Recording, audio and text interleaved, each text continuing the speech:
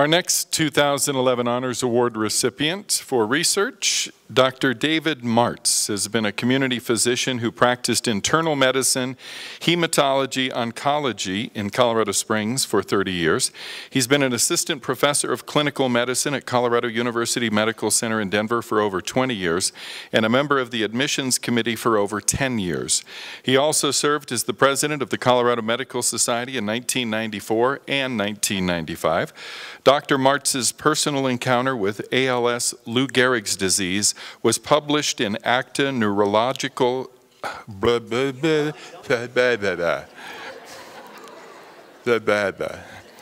Acta Neurologica Scandinavia in 2006. David Martz, MD, is the 2011 recipient of the Invisible Disabilities Association Research Honors Award. Dr. Martz has been chosen based upon his extensive ALS-Motor neuron disease and Lyme disease research as a physician and a board member of the International Lyme and Associated Diseases Society. Born out of his personal experience with ALS, Dr. Martz has a passion to discover possible treatments for patients living with these illnesses. Ladies and gentlemen, Dr. David Martz.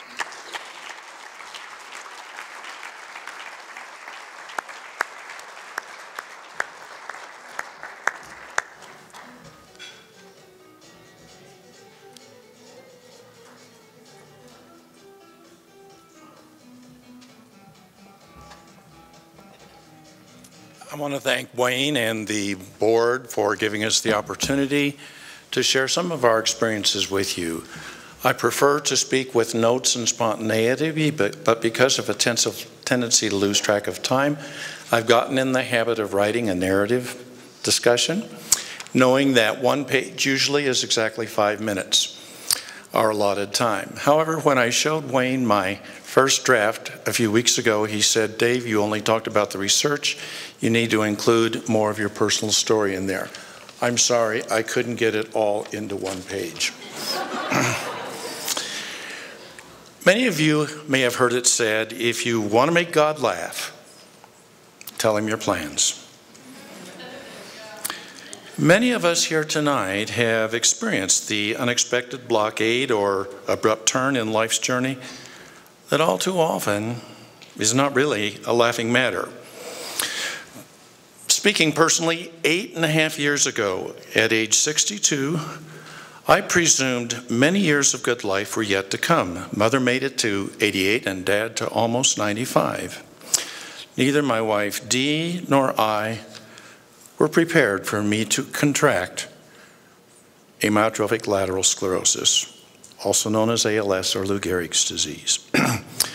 Over the next 8 months, I went from being a candidate for the Energy Bunny for the AARP to losing 15 pounds of muscle mass. I became unable to arise from a chair or dress myself, and I needed oxygen 24/7.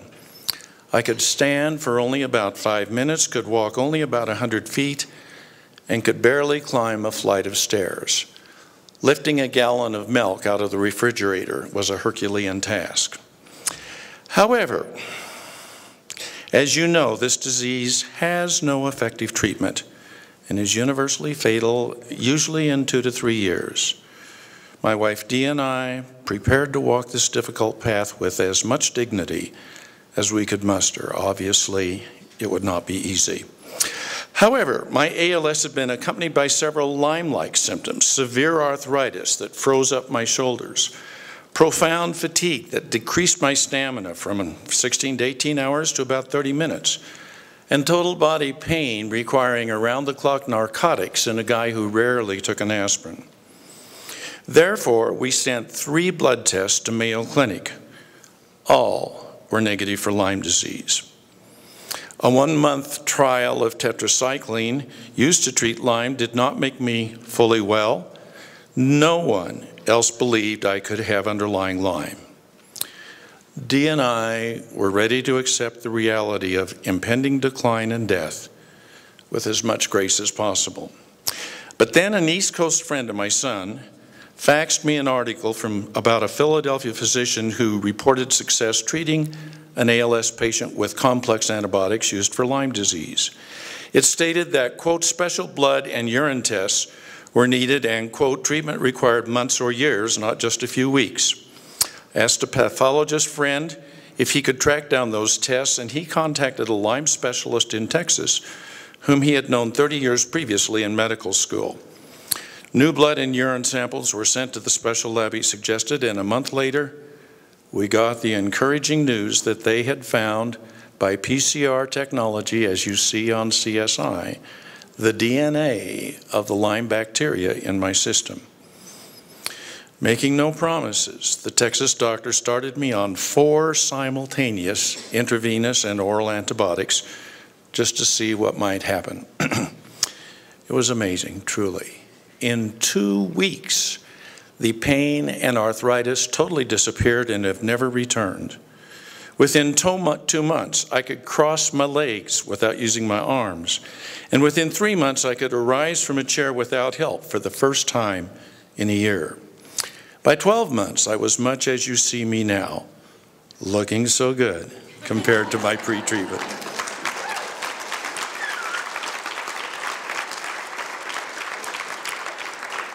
I was functioning at about 60 to 70% of my baseline strength and stamina. Today, 8½ years later, after falling ill with definite ALS, I still take antibiotics, and I remain much the same.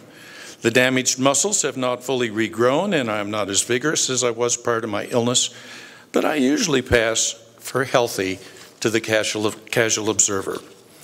To our knowledge, remission of ALS to this extent had never been reported in the medical journals. Our profound personal gratitude was accompanied by a sense of pay it forward opportunity and responsibility. And so, in late January 2005, we opened Rocky Mountain Chronic Disease Specialists, RMCDS to say easily, and began seeing patients with possible complications of Lyme disease, including some with apparent ALS, MS, and Parkinson's disease. Our intent was to study the clinical features, laboratory testing, and treatment of possible Lyme disease done with a scientific consistency that would allow possible subsequent medical publication. Assisted by other part-time practitioners, some of whom are with us tonight at table 10, we saw over 800 patients in 2½ years, including almost 100 with ALS, about 25 each with MS and with Parkinson's disease.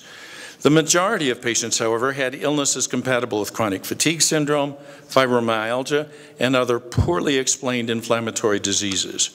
Generally speaking, we found that about 20%, not all, but about 20% of our ALS-like patients showed major functional improvement, similar to my own, and another 10 or 20% may have stabilized from the usual inevitable decline.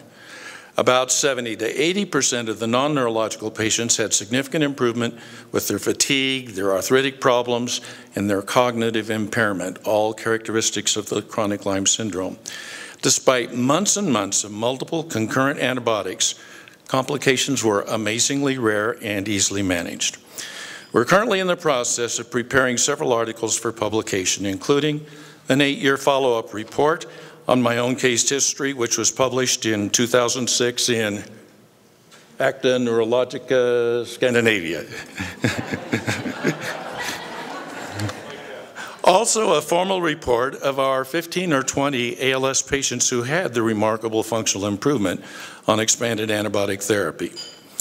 Another one is a study of some 330 patients treated with expanded antibiotics who had minimal complications. A cluster of 40 patients in rural Colorado, where Lyme doesn't exist, in rural Colorado with Lyme-like illnesses that got much better with antibiotics. A description of the clinical characteristics of our over 800 patients with Lyme-like illness. A few other physicians are publishing reports on their experiences with Lyme disease, and numerous mainstream academic researchers are now finding that chronic inflammatory disease may really be, at least in some cases, chronic smoldering infection, which is very much in keeping with our own concept.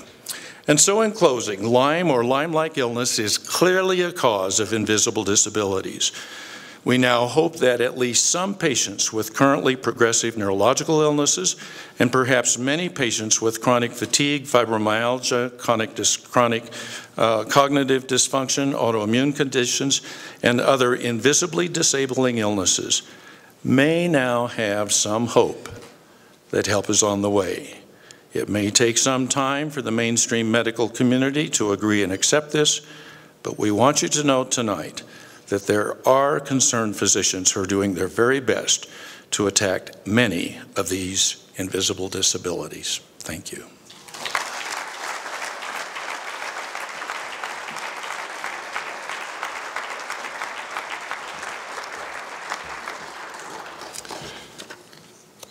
That's why I dropped out of medical school. Couldn't say neurologica.